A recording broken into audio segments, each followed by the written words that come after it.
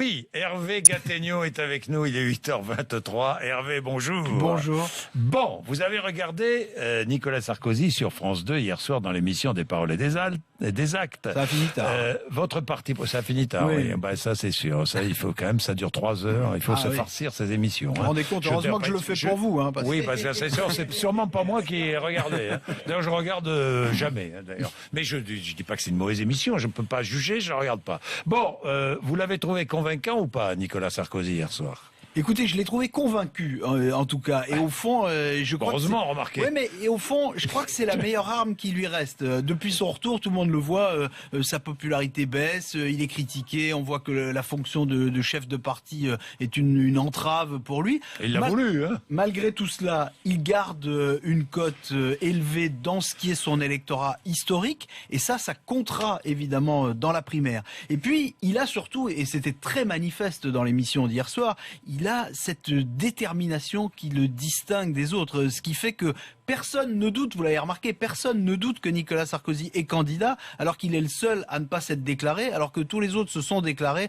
et on a toujours tendance à douter qu'ils iront jusqu'au bout. Et alors cette volonté, cette passion, comme il dit, alors lui il parle d'une passion pour la France, mais il faut bien dire que c'est aussi une passion pour lui-même, c'est un atout. Il n'avait pas quand il était venu en 2012 chez nous. Hein. Ah bah c'était une moins bonne phase. C'était une moins bonne phase. Hein. Mais en tout cas, c'est un atout que les Français lui reconnaissent, et ça n'est pas très loin d'être le seul atout aujourd'hui que les Français lui reconnaissent. Donc on peut dire que Nicolas Sarkozy a été un président énervé et énervant, et il reste un candidat énergique, et c'est déjà pas si mal. Alors ce qui est énervant aussi, et ce qui n'est pas très énergique, c'est l'attitude de l'Élysée, qui a décidé de ne pas lui envoyer de contradicteurs. Alors ça, oui, dites-nous. Bah, c'est un comportement. C'est de bonne guerre ou c'est incorrect? C'est un comportement pour le moins peu républicain, je trouve, et en tout cas un comportement qui jure avec tous les appels à l'unité nationale qu'on entend ces temps-ci.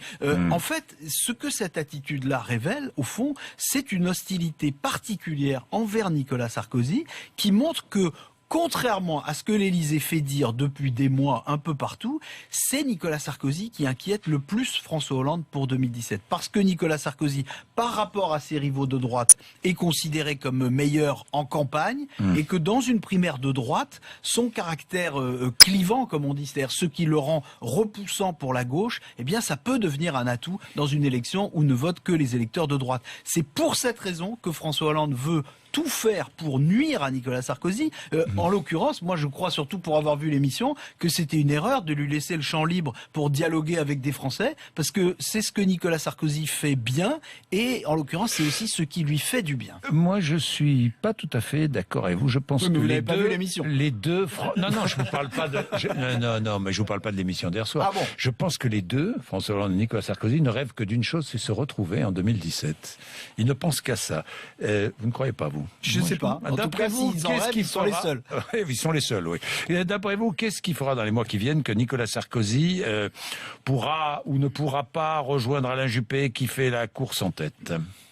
C'est sa capacité ou pas à incarner des solutions nouvelles et à résister à la tentation de la démagogie. Ce qui revient toujours à la même question qu'on lui pose systématiquement. Pourquoi est-ce que Nicolas Sarkozy ferait demain ce qu'il n'a pas fait quand il était au pouvoir? Pour les solutions, je peux vous le dire, après avoir vu cette émission, il a trouvé son premier slogan, et on va l'entendre beaucoup, c'est moins 10% d'impôts pour tout le monde tout de suite, pour les ménages comme pour les entreprises. Pour le reste, on voit que Nicolas Sarkozy est relativement coincé entre son bilan présidentiel et la politique de François Hollande et de Manuel Valls, qui, sur l'économie comme sur la sécurité, ressemble de plus en plus à celle de la droite. Ça lui laisse une marge assez étroite. Donc Nicolas Sarkozy propose un choc fiscal. Il n'a pas encore trouvé le moyen de créer un choc politique.